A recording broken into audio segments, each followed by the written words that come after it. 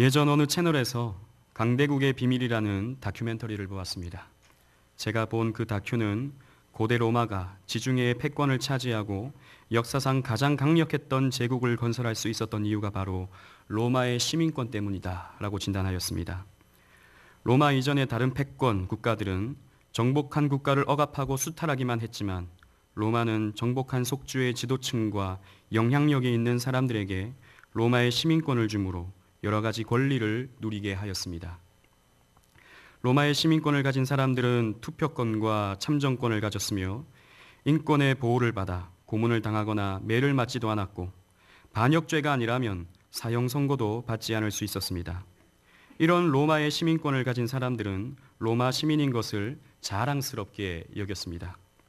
그래서 로마의 전쟁이 일어났을 때 속주들은 기꺼이 전쟁에 참여해 함께 전쟁을 치르고 그 로마 연합군에 단합된 힘으로써 여러 지역을 정복하고 제국이 될 수 있었던 것입니다. 저 유명한 포에니 전쟁에서 카르타고의 한니발이 알프스를 넘어 로마를 침공해 왔을 때 앞장서서 싸웠던 파비우스 장군도 로마의 속주 삼나움의 평민 출신이었습니다.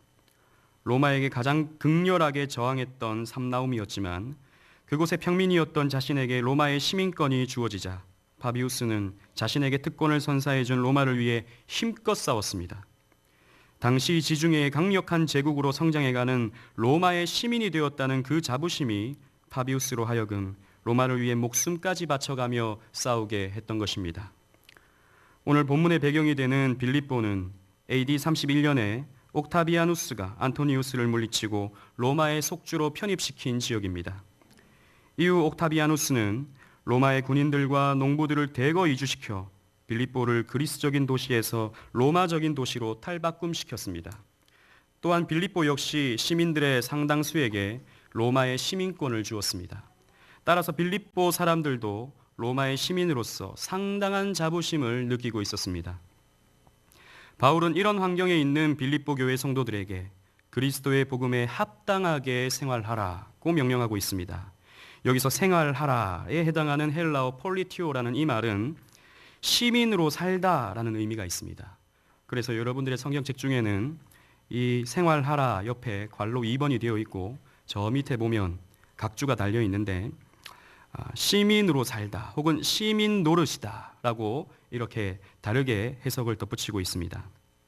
즉 이 말씀을 그리스도의 복음의 시민으로서 합당한 생활을 하라라고도 번역할 수 있는 것입니다.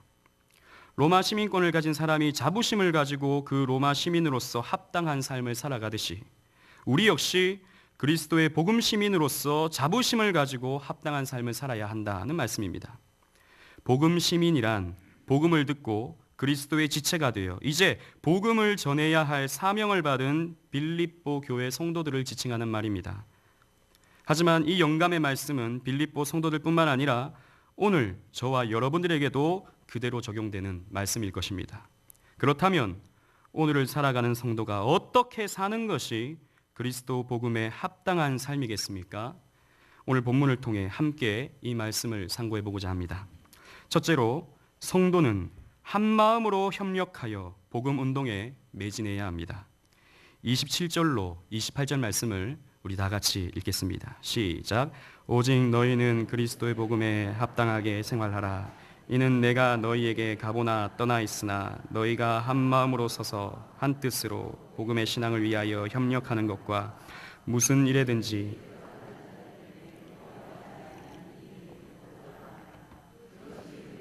멸망의 증거요 너희에게는 구원의 증거니 이는 하나님께로부터 난 것이라. 아멘. 바울이 이 서신을 쓸 당시에 빌립보 교회는 여러 가지 어려움을 당하고 있었습니다. 먼저 할례 받을 것을 주장하는 유대주의자들은 그리스도의 교회를 이단이라 공격했고 그곳 이방인들은 새로운 도를 전하는 빌립보 교회 성도들을 이상히 여기고 복음 전파를 방해하였으며 성도들을 핍박하였습니다. 이렇게 어려움을 당하고 있는 중에 빌립보 교회의 지도자였던 바울까지 투옥되고 감금됨으로 빌립보 교회 성도들은 마음의 두려움과 근심이 점점 쌓여만 갔습니다. 이런 상황 속에서 바울은 빌립보 교회에 서신을 보낸 것입니다. 바울은 빌립보 교회 성도들이 한 마음으로 서 있기를 바랬습니다. 본문의 서서라고 해당하는 이 단어는 헬라어로 스테코라는 말인데, 이 말은 군사적인 용어입니다. 전투에 임할 병사들이 전열을 갖추고 서 있는 것을 의미하는 단어입니다. 고대 군사들이 공격과 수비를 하기 위해 촘촘히 서서 전쟁을 준비하다 장군의 지휘에 따라 일사불란하게 움직이듯이 너희들도 영적 전쟁에서 승리하기 위하여 각 성도들의 마음을 모아 전열을 갖추라는 명령인 것입니다. 또 바울은 빌립보 성도들이 한 뜻으로 복음의 신앙을 위하여 협력하기를 바랬습니다.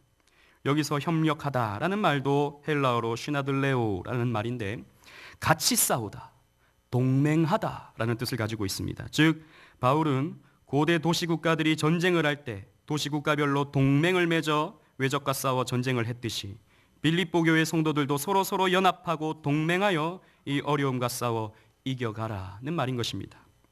그리고 바울은 말합니다. 무슨 일에든지 대적하는 자들 때문에 두려워하지 아니하는 이 일을 듣고자 함이라. 대적자를 두려워하지 말라는 말입니다. 여기에서 대적자는 앞에서 밝힌 대로 그리스도의 교회를 공격하는 유대주의자들과 복음 전파를 방해하는 이방인들입니다. 바울은 빌립보 교회가 한마음 한뜻으로 똘똘 뭉쳐 대적들을 두려워하지 않는다라고 하는 소문을 듣길 원했던 것입니다. 바울은 빌립보 성도들이 대적들을 두려워하지 않고 한마음으로 서서 싸우면 그 대적들은 결국 멸망할 것이고, 대적들을 두려워하지 아니하고 한뜻으로 협력하면 결국 빌립보 교회는 그 위험으로부터 구원되고 결국 승리할 것이라고 용기를 북돋워주고 있는 것입니다. 영화 300으로 알려진 기원전 5세기의 테르모필레 전투는 뭉쳐진 소수가 얼마나 강력한 힘을 나타내는가를 잘 보여주는 예일 것입니다. 영화에서는 극적 효과를 나타내기 위해서 스파르타의 300명 군사가 페르시아의 30만 군대를 상대하는 것으로 과장되어 있지만, 사실은 스파르타를 중심으로 한 7천 명의 그리스 연합군과 30만 명의 페르시아 군대의 전쟁이었습니다. 사실 300만 대 30만이나 7천 대 30만이나 비교가 안 되는 싸움이라는 것은 마찬가지입니다. 영화에서 보면 스파르타 군대는 비록 소수지만 좁은 협곡으로 적을 유인합니다. 그래서 지형지물을 잘 이용해 효과적으로 또 지혜롭게 잘 싸웁니다. 그러나 그들의 진짜 강력함은 단합에서 나옵니다. 스파르타의 왕 레오디나스의 지휘에 따라서 일사불란하게 적의 공격을 방패로 막아내고 일사불란하게 적을 공격합니다. 조직력이 없는 페르시아 군대는 스파르타의 단결력에 속수무책으로 당하고 거듭 비참한 패배를 당하고 맙니다. 반대로 스파르타는 산술적으로는 승산이 없는 이 싸움에서 기적적으로 연승을 거두게 됩니다. 이러한 것은 성경에서도 쉽게 찾아볼 수 있는 내용입니다. 기드온의 300용사들이 기드온의 지휘에 따라 일사불란하게 움직일 때 미디안의 10수만 군사를 물리칠 수 있었습니다. 여리고를 둘러싼 이스라엘 백성들이 여호수아의 지시에 한마음으로 따를 때 난공불락의 성이었던 여리고는 한순간에 무너져 내리고 말았습니다. 무너지고 회파된 예루살렘 성벽을 느헤미야의 지시에 따라 이스라엘 백성들이 한 뜻을 모아 성벽을 재건해 나갈 때 원수들의 방해에도 불구하고 52일 만에 기적적으로 성벽이 완공될 수 있었습니다. 한 마음으로 온 백성이 협력하고 한 마음을 모을 때 위대하고 하나님의 놀라운 역사를 볼 수 있게 되는 것입니다. 복음에 합당한 생활은 바로 이렇게 성도들이 복음을 위해 단결하는 것입니다. 그리스도 복음을 위해 한 마음 한 뜻으로 똘똘 뭉쳐질 때 복음에 합당한 생활이 이루어지는 것입니다. 그러면 복음 시민이 뭉칠 수 있는 구심점은 또 무엇이겠습니까? 모습도 다르고 성격도 다르고 생각도 출신도 배경도 각각 다른 여러 성도들이 어떻게 한 마음 한 뜻으로 뭉쳐질 수 있게 되는 것이겠습니까? 그것은 바로 하나님의 말씀으로입니다. 강단에서 선포되는 말씀으로 우리는 마음을 모아야 하는 것입니다. 경양의 온 성도는 주일마다 담임 목사님을 통해 동일한 말씀을 먹습니다. 그리고 그 동일한 말씀으로 성도의 교제가 가능해지고 그 동일한 진리가 우리를 하나 되게 만들어가는 것입니다. 이렇게 하나님이 세우신 담임 목사님의 말씀을 중심으로 모든 교역자들이 마음을 모으고 모든 당회원들이 그 말씀 앞에 힘껏 협력을 하고 모든 재직들과 성도들이 그 말씀을 받고 마음을 합할 때 그 힘은 이루 말할 수 없이 커지는 것입니다. 이렇게 한 진리를 품고 한 비전을 가지며 한 방향으로 같은 걸음을 함께 걸어 나갈 때, 우리 경양의 성도들이 함께 이 발걸음을 내디딜 때 우리의 대적 사탄마귀는 무서워 벌벌 떠는 것입니다. 그러나 오늘은 자기 목소리를 내기 좋아하는 시대입니다. 대의에 헌신하기보다는 끝까지 자기가 가고 싶은 길을 가는 것이 소신 있는 행동이라 박수받는 시대입니다. 이런 시대의 조류에 물들어 오늘날 한국교회에는 자기 목소리를 내는 사람들이 참 많습니다. 다들 너무 똑똑해져서인지 자기의 뜻과 자기의 방법대로 교회가 운영되어야 한다고 소리를 지릅니다. 그러니 교회는 점점 갈등과 분열로 몸살을 앓게 되면서 세상을 향한 복음 전포에 힘을 내지 못하고 내부 문제를 해결하느라 모든 에너지를 낭비하고 있는 현실입니다. 여러분, 교회는 하나님이 세우신 진리에 따라, 그리고 진리로 세워진 질서에 순종해서 함께 마음을 모아 따라가는 공동체이지, 그렇게 하지 않는다면 그것은 소신이 아니라 교만인 것입니다. 우리 경양교회는 전통적으로 한 마음으로 한 뜻을 품는 일에 모범적인 교회입니다. 지금까지 담임 목사님을 중심으로 일치단결함으로 수많은 어려움과 위기를 극복했으며 일개 교회가 할 수 없는 엄청난 일들도 너끈히 이루어냈습니다. 어떻게 일개 교회가 이렇게도 많은 선교사들을 파송하고 지원할 수 있겠습니까? 어떻게 일개 교회가 신대원을 운영하고 교단을 이끌어갈 수 있겠습니까? 뿐만 아니라 경양이 이뤄낸 이 아름다운 강서성전과 수많은 열매들을 보십시오. 우리 경양교회와 비슷한 교세를 가진 다른 교회들은 상상도 할 수 없는 일을 우리 경양은 이루어냈습니다. 무엇이 비결이겠습니까? 한 마음으로 서서 한 뜻으로 복음 신앙을 위하여 협력했기 때문입니다. 이것이 우리가 느껴야 할 경양인으로서, 또 복음 시민으로서 가져야 할 자부심이 아니겠습니까? 이렇게 한 마음으로 협력하는 자세는 우리가 앞으로도 주님 오실 때까지 지켜가야 할 성경의 원리입니다. 우리는 아직도 해야 할 일이 많은 경양의 성도들이기 때문입니다. 특별히 2023년 경양의 희년을 준비하면서 받은 사명이 있는 사람들이 저와 여러분들입니다. 영적 전쟁을 앞두고 있는 사람들입니다. 함께 마음을 모아야 합니다. 함께 협력해야 합니다. 종교개혁자 칼빈은 오늘 이 본문을 주석하면서 이렇게 말했습니다. 우리가 가장 힘있게 하나로 뭉칠 수 있다는 것은 같은 깃발 아래에서 함께 싸울 때이다. 이렇게 할 때 가장 강력한 대적이라 할지라도 우리는 쉽게 이겨낼 수 있다. 여러분, 이렇게 한 깃발 아래에서 힘을 모아 함께 협력함으로 우리 앞에 놓여진 수많은 복음의 사명 앞에 승리하는 멋진 복음 시민들이 되시기를 간절히 바라겠습니다.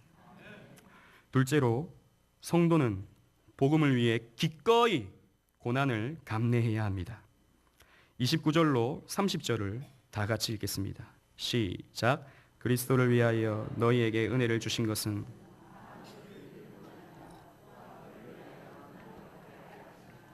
너희에게도 그와 같은 싸움이 있으니 너희가 내 안에서 본 바요 이제도 내 안에서 듣는 바니라. 아멘. 바울은 그리스도 복음에 합당한 또 다른 삶을 소개하고 있습니다. 바울은 하나님이 우리에게 은혜를 주신 이유가 그리스도를 믿는 것뿐만 아니라 그리스도를 위하여 고난도 받게 하기 위해서 우리에게 은혜를 주셨다고 말하고 있습니다. 바울은 너희에게도 그와 같은 싸움이 있다라고 말하고 있는데, 문맥상 바울은 고난과 싸움을 동일시하고 있습니다. 즉 빌립보 교회는 복음을 위해 필연적으로 영적 전쟁을 치러야 했고, 영적 전쟁은 필연적으로 고난을 동반한다는 말입니다. 바울은 그 예를 자신의 상황으로 듭니다. 그래서 본문에 너희가 내 안에서 본 바요라고 하고 있습니다. 바울은 과거에 복음 전파를 위해 많은 고난을 당했기 때문입니다.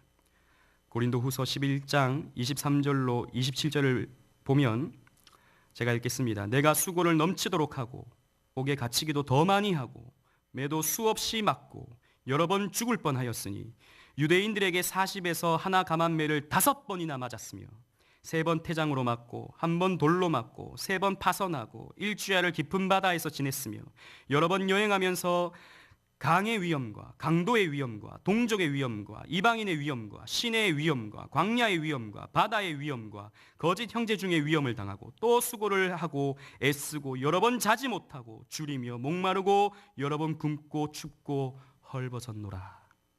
이루 다 말할 수 없는 고난을 바울은 복음 때문에 당해야 했던 것입니다. 또한 오늘 본문에서 이제도 내 안에서 듣는 바니라 라고 하고 있는데, 이것은 지금 현재 바울이 겪고 있는 고난에 대한 소식을 빌립보 교회가 듣고 있다는 말입니다. 지금도 고난을 겪고 있다는 말입니다. 이 편지를 쓰고 있는 이 순간에도 바울이 복음을 전하다 옥에 갇혀 고난을 당하고 있었기 때문입니다. 또한 우리가 잘 아는 대로 바울은 그의 일생이 순교로 끝이 납니다. 순교의 피를 흘리며 그의 인생은 끝나는 것입니다. 그의 삶은, 복음으로 점철된 그의 삶은 처음부터 끝까지 고난이었습니다. 여러분, 예수를 믿고 난 바울의 삶, 고난이 전부였습니다. 이렇게 복음을 위해 살아가는 신실한 성도의 표징은 결코 건강함이나 부요함이 아닙니다. 만사 형통이 아닙니다. 오늘 본문이 가르치고 있는 신실한 성도의 표징은, 복음을 위해서 살아가는 성도는, 그에게 나타나는 당연한 표징은 고난이었던 것입니다. 우리의 주시며 우리가 따라가야 할 그리스도의 삶도 보십시오. 그리스도께서는 일생 낮아지셔서 고난을 당하셨습니다. 하나님 나라의 복음을 외치시다 세상의 미움을 받아 십자가를 지시고 피 흘리셨습니다. 그리스도를 따르는 바울뿐만 아니라 다른 사도들도 보십시오. 그들은 다 복음 때문에 피 흘려 순교하지 않았습니까? 또 초대교회 성도들을 보십시오. 그들은 복음 때문에 사자의 밥이 되어야 했고, 어느 누구는 지하 동굴에서 햇볕 한번 보지 못한 채 그곳에서 태어나 그곳에서 죽었습니다. 그들은 세상의 조롱거리였고 세상의 미움을 받았습니다. 복음이 오롯이 드러난 종교개혁 시대도 마찬가지였습니다. 복음을 바르게 외치던 종교개혁자들은 한결같이 로마 가톨릭에 의해 살해를 당하거나 핍박을 받아야 했습니다. 마틴 루터 역시 가톨릭의 공격과 살해 위협에 늘 시달리며 심각한 우울증에 걸리기도 했습니다. 요한 칼빈 역시 오랜 도피 생활과 저술과 강연, 설교 등 과도한 사역으로 인해 몸이 쇠약해져서 걸어다니는 종합병원이라는 별명까지 얻었습니다. 그래서 로마 가톨릭은 그런 칼빈을 보고 하나님이 무서운 저주를 내린 사람이 있다면 그가 바로 칼빈이다 라고 비아냥거리기까지 했던 것입니다. 우리나라를 봐도 마찬가지입니다. 복음을 들고 온 첫 선교사 저메인 토마스는 대동강변에서 순교를 당해야만 했고, 일제강점기 신사참배에 반대하여 바른 복음을 외쳤던 순결한 성도들은 옥고를 치러야 했습니다. 6.25 전쟁 때는 수많은 신실한 그리스도인들이 공산주의에 반대하다 피 흘려 순교했습니다. 이렇듯 2000년 그리스도 복음 시민의 역사는 고난의 역사였습니다. 그렇다면 지금 여러분들의 삶에는 복음 때문에 받는 고난이 있습니까? 복음 전파의 사명을 받은 이 교회의 복음 운동을 위해 여러분들은 무거운 고난의 짐을 지금 지고 계십니까? 오늘날 이 나라에서는 이전과 같이 예수 믿는 것 때문에 목숨의 위협을 받지는 않습니다. 이전과 같은 극심한 핍박과 위협이 우리에겐 더 이상 없습니다. 그래서 예전 원로 목사님은 이렇게 말씀하셨습니다. 평화 시대를 사는 값을 하자. 오늘날 그와 같은 고난이 우리에겐 없지만 우리가 사명의 무거운 짐을 지고 순교자적 각오로 고난을 기꺼이 복음을 위해 감당해내야 된다라는 말씀이셨습니다. 지금 여러분들은 하나님이 이 교회를 위해 주신 복음의 사명을 따라 각종 헌금과 보리떡의 짐을 지고 가느라 때로는 무겁고 고단한 삶을 살아가고 계십니까? 받은 직분을 감당하면서 때로는 힘에 겨워 쓰러질 것 같은 그런 어려움을 당하고 계십니까? 가족들과 주변 사람들에게 바른 복음을 전했는데 광신자다, 교회에 미쳤다, 대화가 안 된다, 독선적이다 라는 핀잔을 받고 때로는 그로 인해 억울함을 당하고 계십니까? 혹시 여러분들이 이런 고난을 받고 계시다면 감사하십시오. 그런 일로 고난을 받는 것은 복음 시민으로서 사명을 잘 감당하고 있다는 표징인 것입니다. 그래서 사도 베드로는 이렇게 말합니다. 베드로전서 4장 16절에 만일 그리스도인으로 고난을 받으면 부끄러워하지 말고 도리어 그 이름으로 하나님께 영광을 돌리라. 바울은 또 이렇게 말합니다. 로마서 8장 17절 18절에 우리가 그와 함께 영광을 받기 위하여 고난도 함께 받아야 할 것이니라. 생각건대 현재의 고난은 장차 우리에게 나타날 영광과 좋게 비교할 수 없도다. 하지만 오늘날은 정말이지 고난받기를 싫어하는 시대입니다. 무엇이든 적당히 하기를 좋아하는 시대입니다. 안타깝게도 우리의 생활 수준이 올라가고 안락한 생활이 이어지면서 고난이라는 단어는 우리 머릿속에서 지워지는, 아니 생각조차 하기 싫은 단어가 되어버리고 말았습니다. 최근에는 무슨 욜로라고 하는 말이 유행하고 있는데, 여러분 표정이 다 처음 들으시는 것 같은 표정이신데, 이 욜로라는 말은 You only live once. 인생은 단 한 번뿐이다. 너의 인생은 단 한 번뿐이다. 그러니 즐기면서 살아라 라고 하는 구호입니다. 그래서 오늘날 젊은 사람들은 욜로 하면서 여가 시간을 어떻게 더 재밌게 보낼까, 어떻게 더 맛있는 것을 먹을까, 어떻게 더 좋은 곳으로 여행 갈까를 생각하면서 모든 삶의 중심을 거기에 두고 살아가고 있습니다. TV와 인터넷은 이런 문화를 조장합니다. 이런 시대적인 흐름이 교회 안에도 은근슬쩍 들어옵니다. 그래서 교회 중심, 하나님 중심, 성경 중심보다는 나 중심, 내 여가 중심, 내 생활 중심이 되어버리고 맙니다. 그래서 헌금도 적당히, 직분도 적당히, 복음 전파도 적당히, 힘들지 않게 신앙생활 하려고 하고 있는 것입니다. 그러면서 오늘날은 교회 생활하면서 무슨 힘든 것이 시험거리가 되어버리고 말았습니다. 여러분, 교회 생활하면서 사명 때문에 힘든 것은, 이 복음의 사명 때문에 고난을 당하는 것은 당연한 것이지 그것이 시험거리가 될 수 없는 것입니다. 어떻게 편하게 신앙생활 하겠습니까? 어떻게 적당히 신앙생활하고 적당히 편하게 예수를 믿을 수가 있겠습니까? 여러분, 성경을 보면 그런 기독교는 없습니다. 성경을 보면 그런 신앙생활은 없습니다. 그것은 신앙생활도 아니며 복음대로 사는 삶도 아닙니다. 복음 시민은 복음 때문에 고난을 당하는 것이지, 하나님이 주신 은혜로 그 고난을 이겨나가는 사람들이지 고난을 피하는 사람들이 아닌 것입니다. 제가 예전에 고등부 SFC 시절에 수양회에서 어느 목사님이 해주셨던 예화입니다. 사람들이 저마다 어깨에 십자가를 메고, 무거운 십자가를 메고 천국을 향해 걷고 있습니다. 어떤 사람은 쓰러지기도 하고, 어떤 사람은 너무 무겁다며 그 십자가를 내팽개치고 도망하기도 했습니다. 그 사람도 십자가가 너무 무거워서 꾀를 내었습니다. 무거운 십자가를 깎기 시작한 것입니다. 그래서 어느 정도 깎으니 가벼워졌습니다. 그런데 또 시간이 지나니 그 십자가도 무겁게 느껴지는 것입니다. 그래서 깎기를 반복했습니다. 그러니 그 십자가가 어느새 손에 쥘 수 있을 만큼 작아졌습니다. 그런데 천국을 앞두고 있는데 천국 앞에는 요단강이 흐르고 있습니다. 사람들은 저마다 메고 온 십자가를 그 요단강에 띄워 천국으로 들어가는데 그 사람은 손에 쥔 십자가로 아무것도 할 수가 없었습니다. 여러분, 예수님은 이렇게 말씀하셨습니다. 마태복음 16장 24절에 예수께서 제자들에게 이르시되 누구든지 나를 따라오려거든 자기를 부인하고 자기 십자가를 지고 나를 따를 것이니라. 십자가를 지지 않는 제자는 그리스도의 제자가 아닙니다. 복음 시민은 복음 때문에 십자가의 고난을 당하는 자들인 것입니다. 십자가를 질 수 있나? 주가 물어보실 때 여러분들은 무엇이라고 대답하시겠습니까? 찬송가의 가사대로 죽기까지 따르겠습니다. 죽기까지 따르겠습니다 라고 대답하시겠습니까? 아니면 그 앞에서 우물쭈물 하시겠습니까? 여러분, 걱정하지 마십시오. 겁내지도 마십시오. 우리 주님이 주시는 십자가는 은혜로운 십자가입니다. 은혜와 감격과 기쁨 속에서 감당해낼 수 있는 십자가입니다. 주님께서 말씀하셨습니다. 그 은혜를 주신 것은 그 고난을 감당케 하기 위함이다 라고 오늘 본문 말씀이 말씀하고 있는 것입니다. 주님은 내 짐은 쉽고 내 짐은 가볍다 라고 말씀하셨습니다. 그러니 여러분들의 몫에 태인 십자가가 때로는 무겁더라도 여러분들에게 베풀어 주시는 그 복음의 은혜와 사랑과 감격으로 그 십자가를 달게 지고 가시는 여러분들 되시기를 바랍니다.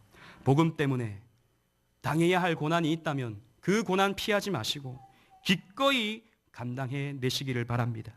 복음을 위해 고난도 은혜 가운데 감내하시는 모든 복음 시민들이 되시기를 간절히 바라겠습니다. 사랑하는 경양의 성도 여러분, 그리고 헌신을 다짐하시는 49, 50, 51 여전도회 회원 여러분, 1세기 로마의 시민권을 가진 지중해 연안의 사람들은 로마의 시민인 것을 자랑스럽게 생각했습니다. 로마는 시민들에게 인간다운 대접을 해줬기 때문입니다. 그래서 기꺼이 로마의 통치에 순응했고 로마가 부르면 전쟁에 나가 목숨 걸고 싸우기까지 했습니다. 우리는 이 역사 속에 스쳐가 지나가고 마는 어느 제국의 시민 정도가 아닙니다. 우리는 영원한 저 하늘나라의 시민입니다. 우리는 인간다운 대접 정도가 아니라 우리는 하나님의 아들과 같이 여김을 받는 천국의 시민들입니다. 그래서 바울은 빌립보서 3장 20절에 우리의 시민권은 저 하늘에 있는지라 라고 말씀하고 있는 것입니다. 여러분, 우리가 이 복된 소식을 가슴에 품은 복음 시민입니다. 그리고 이 복된 소식을 전파해야 할 복음 시민입니다. 이것이 우리의 자랑거리입니다. 이것이 우리의 자부심입니다. 구원인, 경양인, 사명인, 이것이 우리를 하나 되게 하는 깃발이요, 이것이 우리를 고난도 기꺼이 가곡해 하는 진리입니다. 이 한평생 자랑스러운 복음 시민으로 살아가시기를 바랍니다. 이 경양을 섬기면서 말씀으로 하나 되고 십자가를 지고 복음을 위해 헌신함으로 복음에 합당한 삶을 살아가시는 여러분들이 되시기를 바랍니다. 그래서 우리를 가로막는 사탄 마귀의 권세를 보기 좋게 무너뜨리고 우리 앞에 놓인 수많은 복음의 사업에 풍성한 결실을 맺어가시는 모든 경양의 복음 시민들이 되시기를 주님 이름으로 축원합니다.